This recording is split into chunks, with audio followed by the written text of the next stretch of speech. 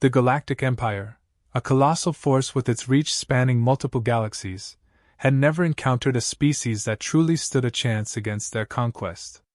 Their method of subjugation was simple. They would send their genetically engineered demonic beasts, creatures that were bred for war and destruction, to decimate planets and reduce their populations to rubble. These beasts, known for their overwhelming size, strength, and advanced intelligence, were nearly indestructible and had crushed every civilization they faced. To the Empire, Earth was just another insignificant planet to fall beneath the might of their creations. Earth was caught off guard when the invasion began. Without warning, cities across the globe were attacked.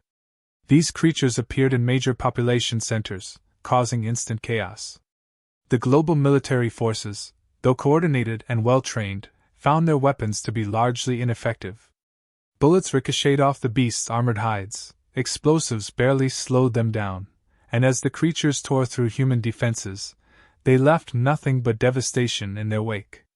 Panic spread, with governments declaring martial law, people evacuating from the cities, and the world struggling to come to grips with the magnitude of the threat. The initial reaction from humanity was one of shock. The sheer brutality of the invaders and the speed at which they destroyed entire cities were unlike anything Earth had ever seen. From New York to Tokyo, no region was spared as the beasts rampaged. People sought shelter underground or in the most remote locations they could find, but nowhere was truly safe. Even as Earth's military scrambled to fight back, their efforts appeared futile. Technology that once made humans feel powerful was rendered useless. Earth, as a whole, seemed unprepared for such an advanced and relentless enemy. But while the Empire expected Earth to crumble swiftly like so many other planets had before, they underestimated the resilience of its inhabitants. Humanity was no stranger to conflict. Over centuries, humans had faced wars, disasters, and countless struggles for survival, and this gave them a unique trait the Empire wasn't prepared for: adaptability. As the demonic beasts ravaged cities, pockets of resistance began to form. Soldiers, militias, and even ordinary civilians started banding together, not in a desperate fight for survival, but in calculated efforts to regroup and counterattack. These initial strikes were small, almost imperceptible to the Empire. But they were effective. The creatures, used to outright dominance, were now being met with something different, a species that refused to roll over, that didn't give in despite the overwhelming odds. It was during these early days of resistance that the legend of the hunter began to spread.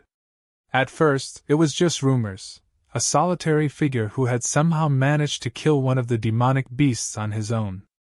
In a world consumed by fear and despair, these rumors spread quickly, providing a spark of hope. People began to believe that maybe, just maybe, there was a way to fight back. The hunter became a symbol, a figure of defiance against an unstoppable enemy. But this wasn't just a myth. The hunter was very real. He was a man trained in the harshest environments Earth had to offer.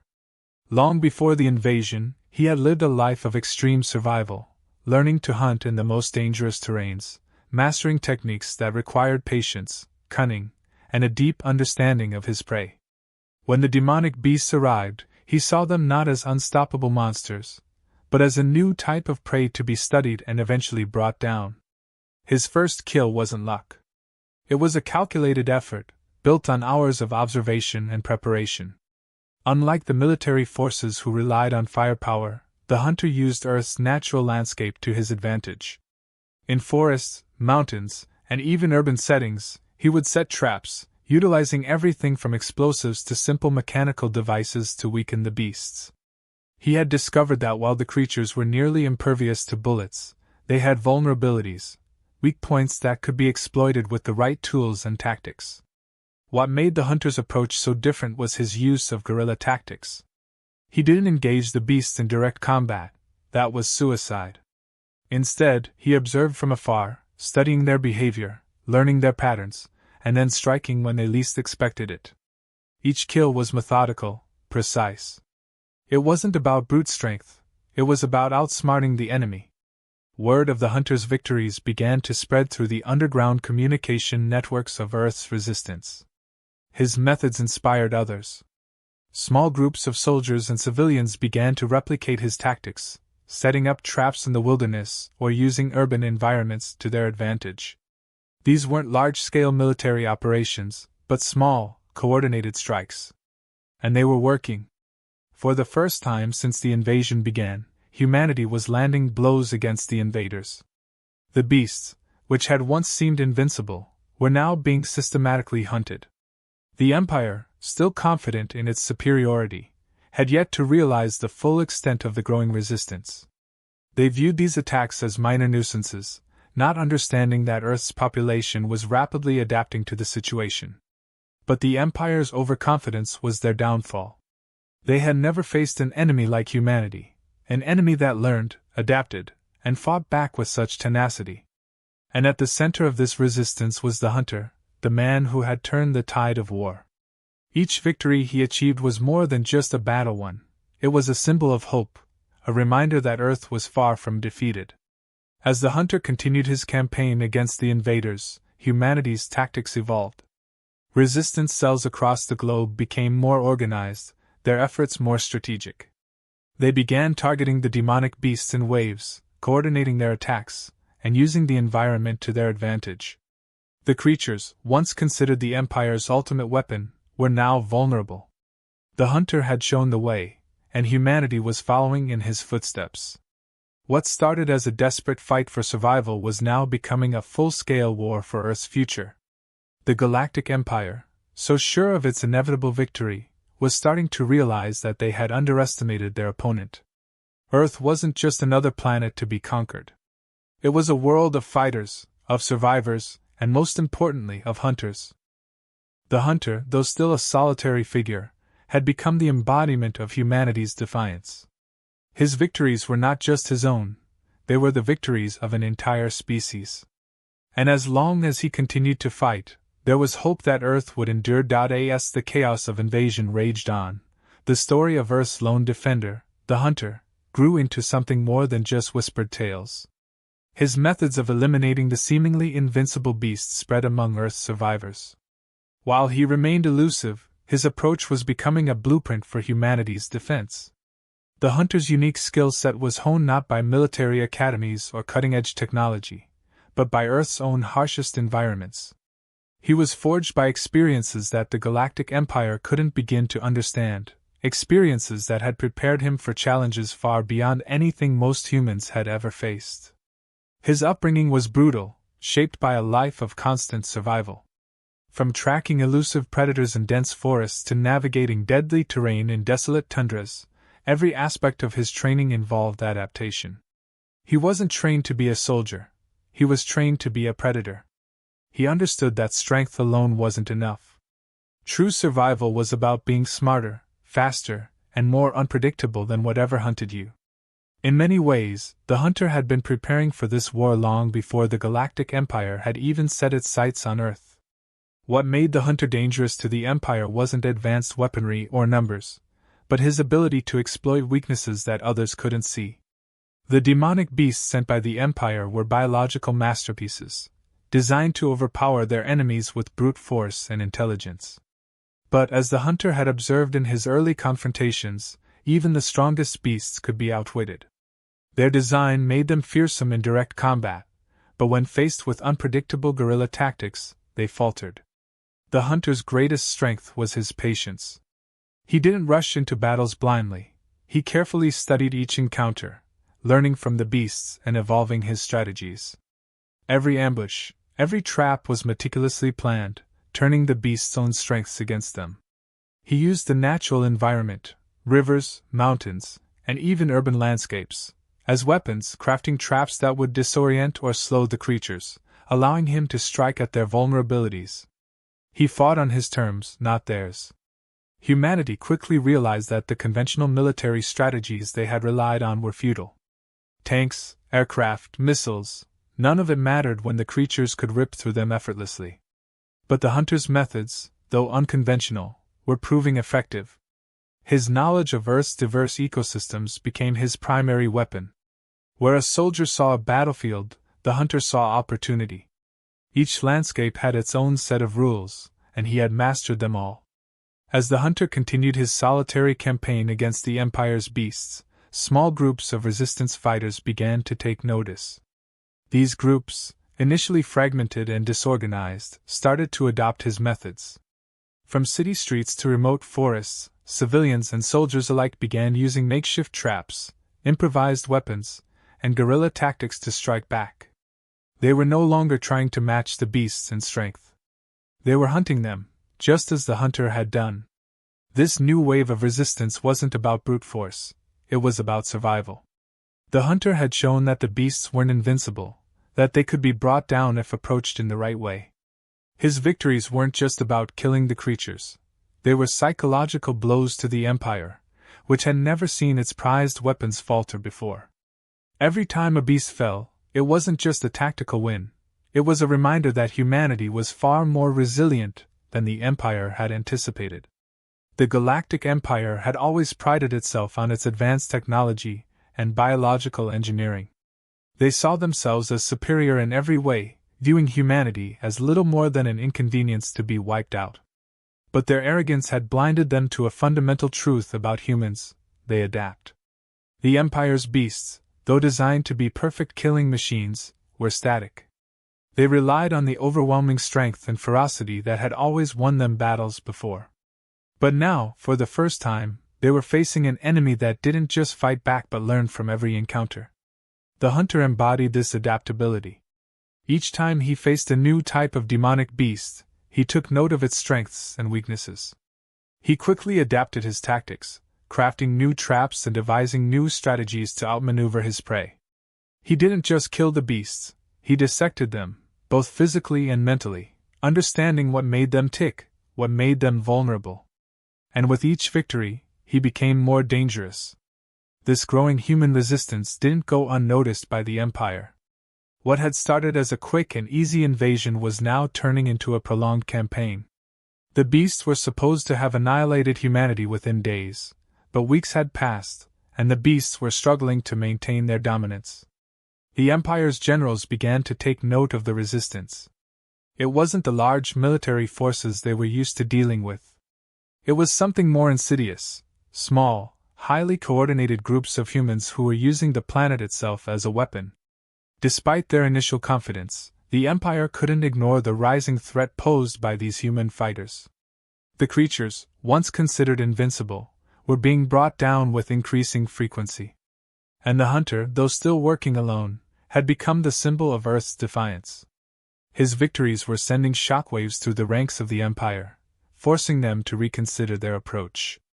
They were beginning to realize that Earth was no ordinary conquest. Yet, even as the Empire scrambled to respond, they couldn't fully grasp what they were up against. They had never faced a species like humanity, one that could adapt so quickly, one that fought not just with weapons but with sheer determination. The more they tried to subdue Earth, the more humanity fought back, using the very land they sought to conquer as a weapon against them. The hunter, meanwhile, continued his solitary mission. He wasn't fighting for glory or recognition. His battle was personal. Earth was his home, and these creatures had brought devastation to the world he knew. He had no interest in leading armies or rallying people behind him. His focus was singular: to kill as many beasts as possible, to weaken the Empire's grip on his planet. But despite his solitary nature, the impact of his actions was undeniable. Every beast he brought down gave humanity a glimmer of hope. His victories showed that Earth was not yet defeated, that there was still a chance to turn the tide of the war. As more resistance fighters followed his lead, Earth's efforts began to gain momentum. The once fragmented resistance was growing into a coordinated movement, inspired by the hunter's success. The Galactic Empire had underestimated humanity's resilience. They had expected Earth to fall quickly, just like every other planet they had conquered. But humanity was proving to be a different kind of adversary. And at the center of this growing resistance, leading the charge in the shadows, was the hunter, the man who had turned the war from a hopeless struggle into a fight for survival. The battle for Earth was far from over, but with the hunter still on the hunt, humanity's chances of survival were growing stronger by the day. The Galactic Empire had made a fatal mistake. They had underestimated Earth's ability to fight back. And now, with every fallen beast, that mistake was costing them dearly. The tide of the war was beginning to shift. What had initially seemed like an inevitable annihilation for humanity was turning into a fight for survival that the Galactic Empire had not anticipated. The hunter's methods had become widespread, with resistance fighters across the globe adopting his tactics. Small victories were piling up, and every demonic beast that fell boosted morale, not just among the fighters but among civilians too. The narrative had changed. Humanity wasn't just defending itself anymore, it was fighting back. As the hunter continued his relentless campaign against the invaders, the world's surviving militaries began to adopt a more coordinated approach. The lessons learned from his encounters were shared among the resistance.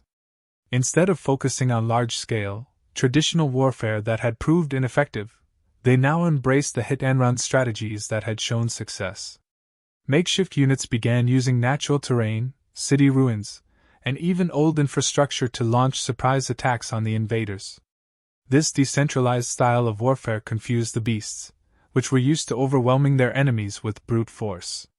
The Galactic Empire, however, was growing frustrated. Their beasts were designed to dominate, not to fight prolonged engagements. They had anticipated a quick victory over Earth, but now, weeks into the invasion, they found themselves in a prolonged war. Reinforcements were sent to Earth in greater numbers, but even with more creatures on the ground, the Empire was losing control. The more beasts they sent, the more they underestimated how deeply ingrained Earth's will to resist had become. Humans weren't playing by the rules that the Empire had set. The hunter's continued victories had a domino effect. Not only were humans inspired by his success, but the creatures themselves were starting to show signs of stress. The creatures, as intelligent as they were deadly, had been engineered for dominance, but they were not used to being outmaneuvered or systematically taken down. As their numbers dwindled, they started to become more erratic, making them more vulnerable to the kind of traps and ambushes that the hunter and the resistance set.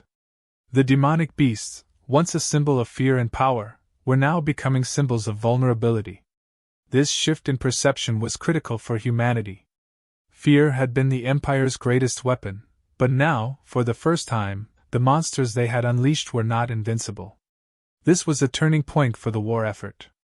Earth's scattered forces started to come together, organizing more effectively, learning from each small victory, and leveraging the psychological impact of seeing their enemies fall. The Empire, meanwhile, struggled to comprehend how a technologically inferior species could pose such a challenge. They had never encountered an enemy like this before. Other planets they had conquered had fallen quickly, with little resistance once their defenses were breached. Earth was different. Humans fought as if they had nothing to lose. The more the Empire tried to crush their spirit, the more tenacious the humans became.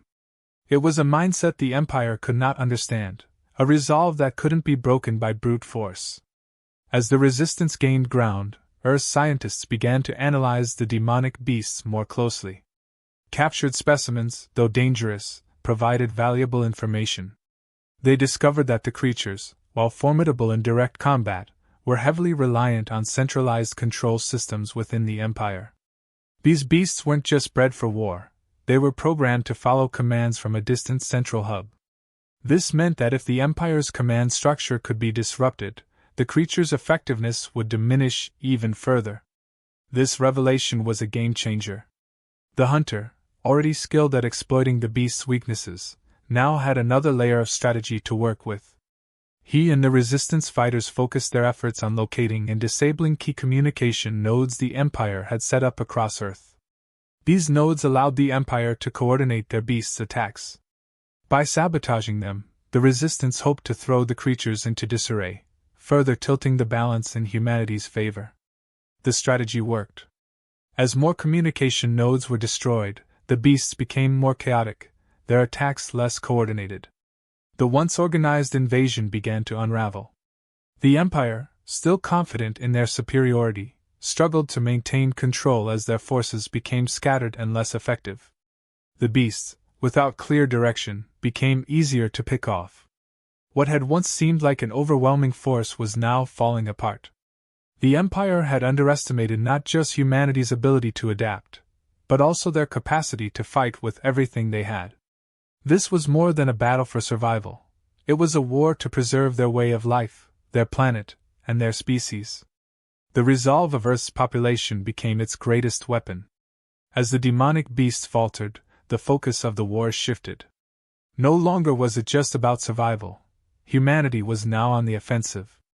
Coordinated strikes were launched against the remaining beasts, targeting their strongholds and supply routes. The creatures, once terrifying and untouchable, were being driven back, losing ground day by day.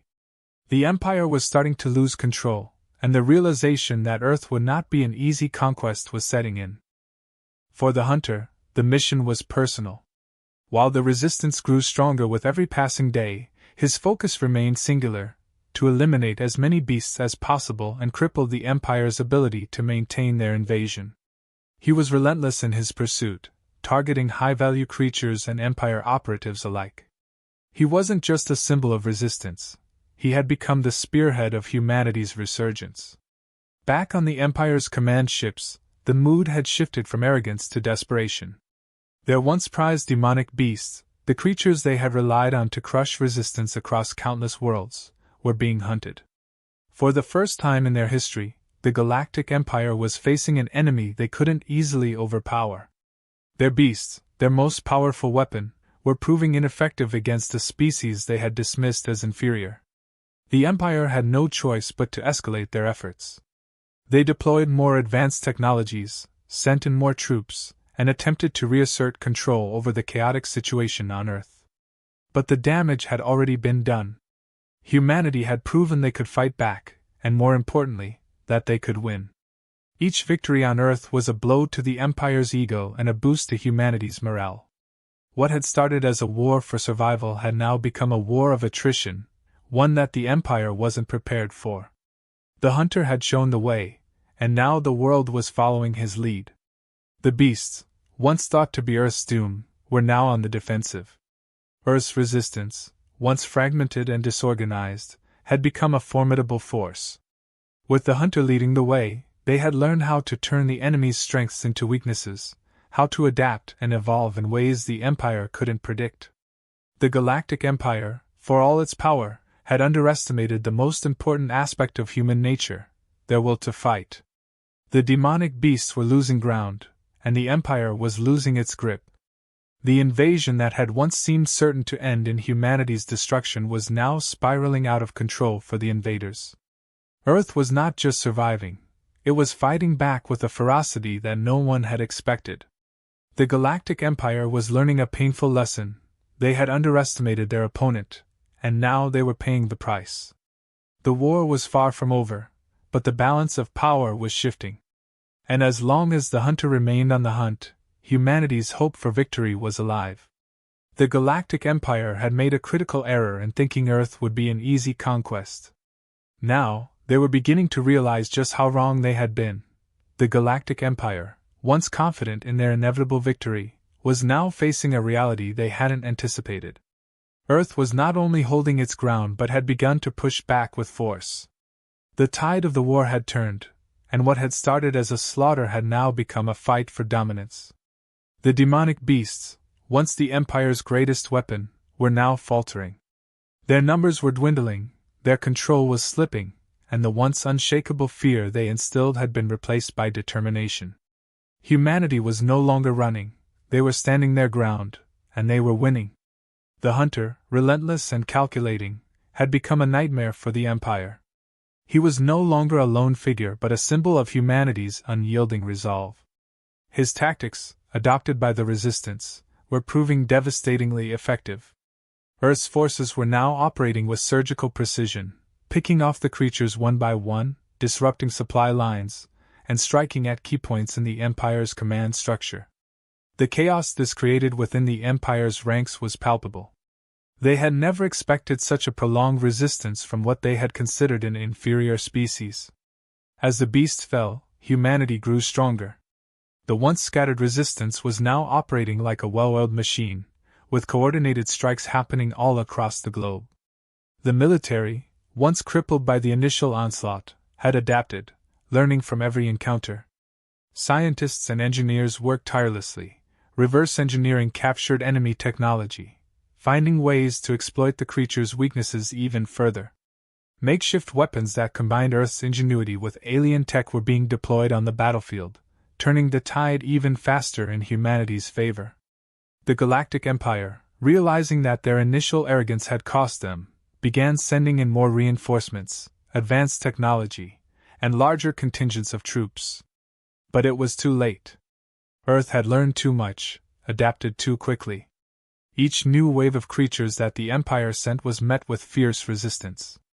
No longer were they facing an unorganized population in fear, they were facing a united front, with the Hunter leading the way. His relentless pursuit of the Empire's forces had crippled their operations, and they could no longer execute the swift, decisive attacks that had once decimated planets. The Empire's command structure was in disarray. Reports of their prized beasts being systematically hunted and killed were coming in from every corner of Earth. They were losing control of the situation. The beasts, once feared across the galaxy, were now seen as vulnerable. The psychological impact of this shift was not lost on the humans, or the Empire. Fear, once the Empire's greatest weapon, was now being used against them. The creatures were no longer invincible in the eyes of humanity, and that change in perception was everything. In the Empire's war rooms, panic began to set in. Generals who had once mocked Earth's defenses were now scrambling to regain control. Their initial strategy of overwhelming force had failed, and now they had no backup plan.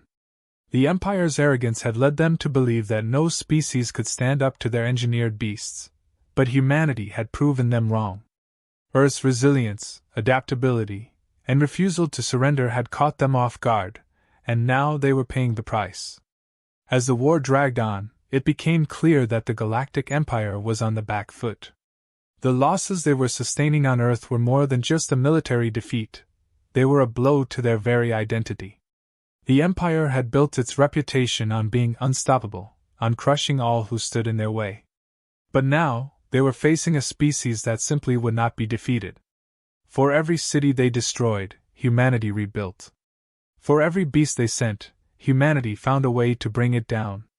And for every victory they claimed, the Hunter was there, ready to turn the tide once again. The final stand of the Galactic Empire on Earth was a desperate one. With their beasts in disarray, their command structure fractured, and their morale shattered, they launched one last, all-out assault. This was not a strategic move but a desperate attempt to regain control of a situation that had slipped through their fingers. The Empire threw everything they had into this final battle, hoping to overwhelm humanity with sheer numbers. But Earth was ready. The Resistance, now fully coordinated, had anticipated this move. Using every piece of knowledge they had gathered from the countless battles, they set traps, launched ambushes, and utilized the terrain to their advantage. The once disorganized population was now a formidable force, and the Empire's attack was met with brutal resistance. The beasts, confused and directionless, fell into carefully laid traps.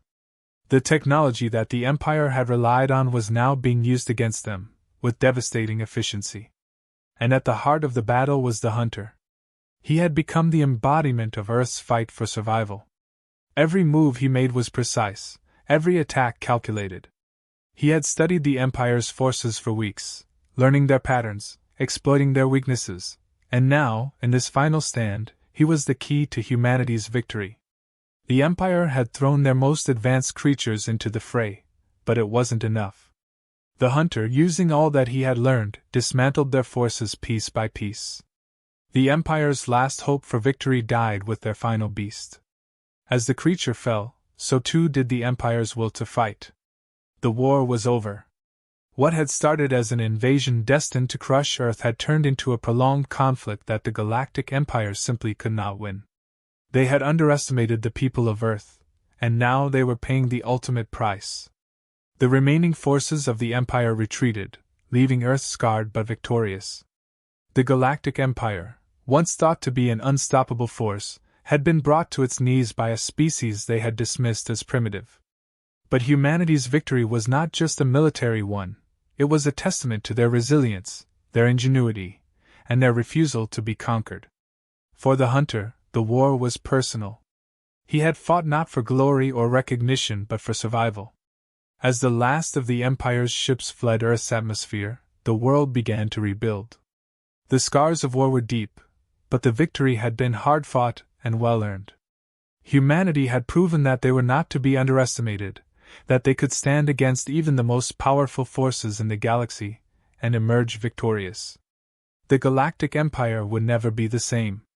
Their defeat on Earth sent shockwaves across the stars, shaking the foundation of their power. And for humanity, this victory was only the beginning. They had shown the galaxy that they could not be easily conquered, and with the Hunter's legacy as a symbol of their strength, they would continue to stand against any threat that came their way. Earth was no longer just a planet in the Empire's path. It was a force to be reckoned with, and the galaxy had taken notice. The Galactic Empire had underestimated the people of Earth, and they would never make that mistake again.